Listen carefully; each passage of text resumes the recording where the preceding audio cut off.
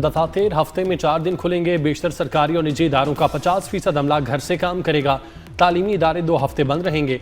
वज़ीर आज़म शहबाज शरीफ का कौम से खिताब। सरकारी गाड़ियों के ईंधन में 50% कटौती का ऐलान। सरकारी खराजात में 20% कमी। गैर ज़रूरी खरीदारी पर पाबंदी लगा दी। काबीना अरकान 2 माह की तनख्वाह और अलाउंसेज नहीं लेंगे। अरकान पार्लियामेंट की तनख्वाहों में 25% कटौती होगी। शहबाज शरीफ ने खदशे का इजहार किया कि आने वाले दिनों में पेट्रोल मजीद महंगा होगा।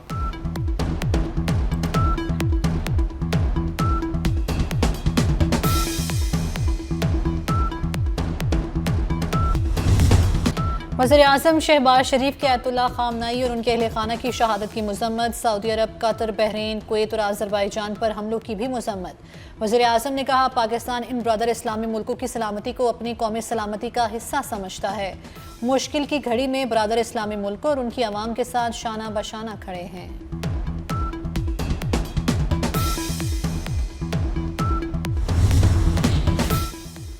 पंजाब भर में स्कूल, कॉलेज और यूनिवर्सिटियां 31 मार्च तक बंद। इम्तिहानात शेड्यूल के मुताबिक होंगे। तालीमी इदारों को ऑनलाइन क्लासेस की इजाज़त। सरकारी दफातर में वर्क फ्राम होम का फैसला। सिर्फ ज़रूरी अमला दफातर आएगा। सरकारी अमूर के लिए ऑनलाइन इजलास और टेली कॉन्फ्रेंसेज होंगी। पेट्रोल बहरान खत्म होने तक सूबाई वज़रा के लिए सरकारी फ्यूल बंद। तमाम सरकारी आउटडोर तकरीबात पर पाबंदी आयद। हॉर्स एंड कैटल शो का सकाफती मेला भी मुलतवी।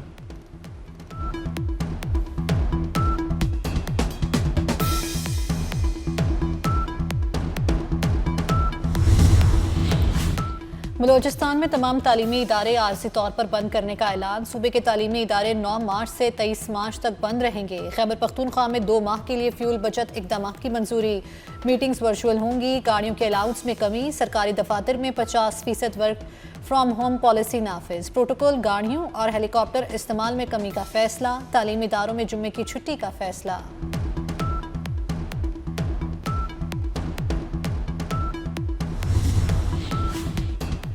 पाक बहरिया ने समंदरी सिक्योरिटी सूरत हाल के पेश नज़र ऑपरेशन मुहाफिजुल बहर शुरू कर दिया। ऑपरेशन का मकसद कौमी जहाजरानी और समंदरी तिजारत को दरपेश खतरात का मुकाबला करना है। कौमी तवानाई सप्लाई का तसलसल, सी लाइन्स ऑफ कम्युनिकेशन की सिक्योरिटी यकीनी बनाना। ISPR के मुताबिक पाकिस्तान नेवी मौजूदा बहरी सूरत हाल से मुकम्मल तौर पर आगाह है। तिजारती जहाज़ों की नकलो हरकत की मुसलसल निगरानी की जा रही है। पाकिस्तान नेवी के जहाज़ इस वक्त 2 तिजारती वेसल्स को स्कॉट कर रहे हैं।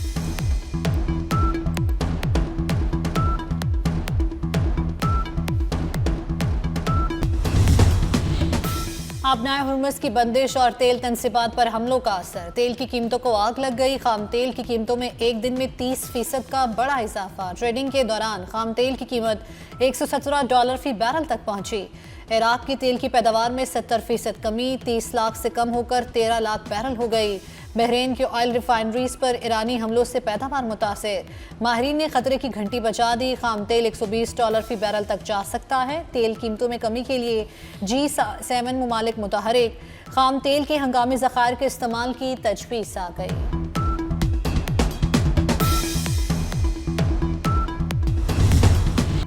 ईरान जंग ने दुनिया भर की स्टॉक मार्केट का भट्टा बिठा दिया। पाकिस्तान स्टॉक एक्सचेंज क्रैश कर गई। इंडेक्स 11,000 से ज़ायद पॉइंट्स तक गिर गया। 100 इंडेक्स 1,46,480 पॉइंट्स पर बंद हुआ। जापान स्टॉक मार्केट में 7% कमी। कोरियन स्टॉक मार्केट में 8.16% कमी रिकॉर्ड। हांगकांग का हैंग सेंग इंडेक्स 2.56% गिरा।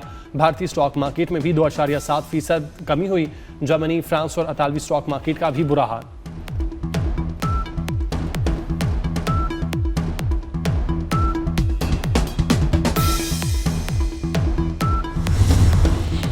डोनाल्ड ट्रंप ने खाम तेल की कीमतों में इजाफे को आर्जी करार दे दिया। दावा किया कि ईरान का एटमी खतरा खत्म होगा तो कीमतें गिरेंगी। ये अमन और हिफाजत के लिए छोटी सी कीमत है। दूसरी तरफ पासदारान इनकलाब ने पूरी दुनिया को खबरदार कर दिया। तेल की कीमत $200 फी बैरल तक जा सकती है। ईंधन तनसीबात पर हमले ना रुके तो तेल इंतहाई महंगा होगा।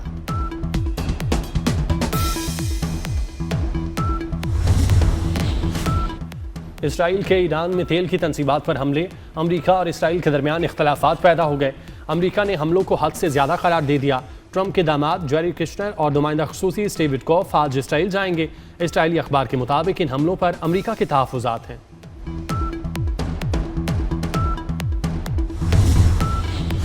ईरान में इसराइली और अमरीकी हमले जारी। ईरान में 1200 अफराद शहीद, 12,000 से जायद जख्मी हुए। ईरानी नायब वज़ीर सेहत की अमवात की तस्दीक। इसराइल ने ईरान पर हमलों की नई लहर का ऐलान कर दिया। इसराइली फौज के मुताबिक तेहरान, इस्फहान और जनूबी ईरान में हुकूमती इंफ्रास्ट्रक्चर पर बड़े पैमाने पर हमले किए जाएंगे।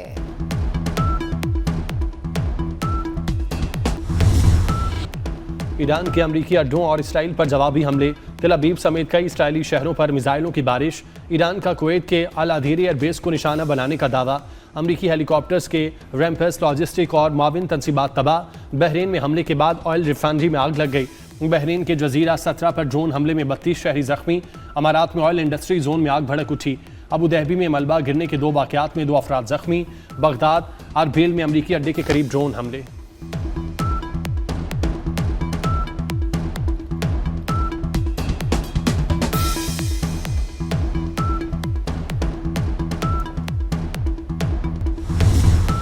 आयतुल्लाह खामनाई शहीद के बेटे मुश्तबा खामनाई ईरान के नए सुप्रीम लीडर मुंतखब। ईरान की मुसल्लह फ़ौज ने वफादारी का अहद कर लिया। पासदारान इनकलाब का कहना है मुश्तबा खामनाई की पैरवी करेंगे। ईरानी मजलिस खबरगान की कौम से इत्तेहाद बरकरार रखने की अपील। ईरानी सदर मसूद पज़ेश्कियान का कहना है कि रहबर आज़म का इंतखाब इत्तेहाद की मजबूती है।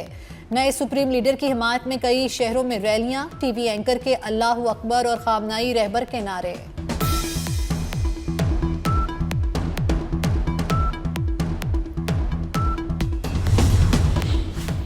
अमरीका ईरान को तकसीम करके तेल के वसाइल पर कब्जा करना चाहता है। तर्जुमान ईरानी वजारत खारजा ने जंग बंदी का इम्कान फिल वक्त मुस्तरद कर दिया।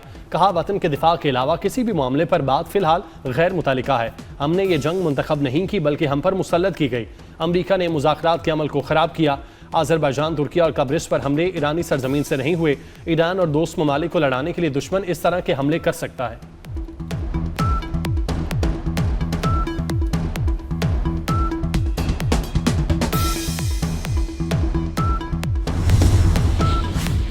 अमरीकी महकमा दिफा ने ईरान के साथ जंग में अपनी 7वें फौजी की हलाकत की तस्दीक कर दी। अमरीकी वज़ीर दिफा पीट हेक्सेट का कहना है कि अमरीका जीतने के लिए लड़ रहा है। ईरान के साथ जंग में जितनी दूर जाना पड़ा जाने को तैयार हैं। सदर ट्रंप ईरान की शिकस्त की शराइत तय करेंगे। ईरानी बहरिया खात्मे के करीब है और मजीद कमज़ोर होती जाएगी।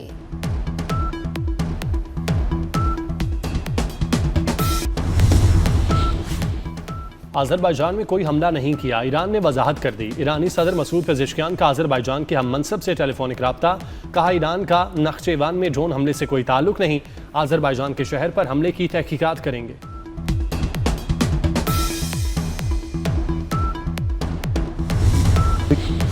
मॉनेटरी पॉलिसी कमेटी का फैसला शरह सूद 10.50% पर बरकरार रखने का ऐलान। स्टेट बैंक हुकाम के मुताबिक खाम तेल की कीमतों में तेजी से इजाफा देखा जा रहा है।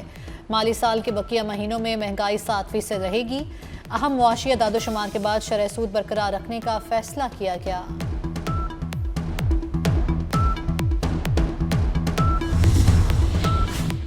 ऑपरेशन ग़ज़्व-ए हक़ जारी। अफगान तालिबान और फितनल ख़वारिज के खिलाफ पाक अफवाज की ज़मीनी और फ़ज़ाई मुअस्सर कार्रवाइयाँ।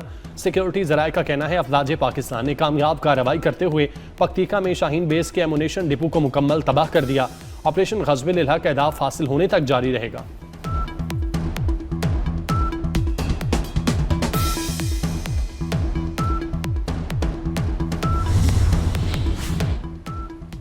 अफगानिस्तान में दुरुस्त इंटेलिजेंस मालूमात की बुनियाद पर कार्रवाइयाँ की जा रही हैं। पाकिस्तान ने अफगानिस्तान में किसी शहरी इलाके को निशाना नहीं बनाया। वज़ीर इत्तलात अता तारड़ की गैर मुल्की जरीदों से गुफ्तगू। कहा कार्रवाइयों का हदफ सिर्फ दहशतगर्दों के बुनियादी ढांचे और उनके मुआविन निज़ाम रहे हैं।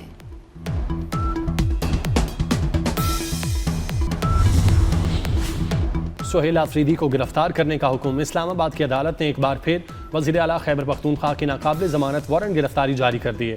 सुहेल आफरीदी पर रियासती इदारों के खिलाफ मुबैना गुमराहकुन इल्ज़ामात का मुकदमा दर्ज है।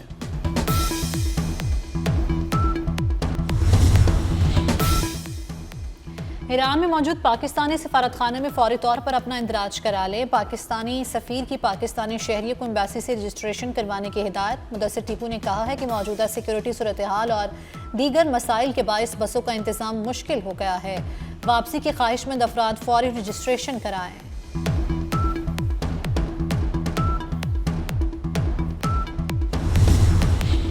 ईरान जंग और मशरक़ वस्ता ममालिक में कशीदगी, खलीजी ममालिक को जाने वाली परवाजें 10वें रोज़ भी मनसूख। लाहौर से दुबई, अबू धाबी, शारजा, दोहा, बहरीन समेत दीगर एयरपोर्ट्स पर जाने वाली 22 परवाजें मनसूख। मुसाफिरों को शदीद दुश्वारी का सामना।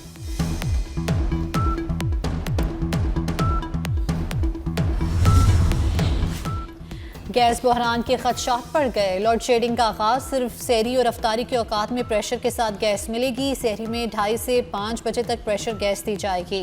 अफ्तारी के लिए दोपहर 2 से रात 9 बजे तक गैस मैसर होगी। दीगर औकात कार में गैस प्रेशर को डाउन कर दिया जाएगा। LNG की दरामद मुतासर होने से कमर्शियल और सनती सेक्टर को गैस बंद हो जाएगी।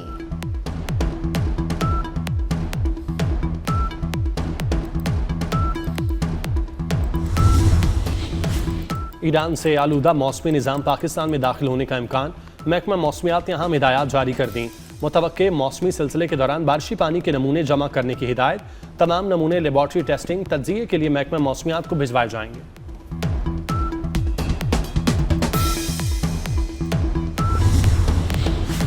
और वर्ल्ड कप क्वालिफायर में शानदार कारकर्दगी, वज़ीर आज़म का कौमी हॉकी टीम के लिए इनाम का ऐलान। हर खिलाड़ी को 15 लाख रुपए इनाम दिया जाएगा। वज़ीर आज़म ने कहा, टीम ने हॉकी के शायकीन में जोश वलवला पैदा किया। मेगा इवेंट 14 अगस्त से बेल्जियम और नीदरलैंड्स में शुरू होगा।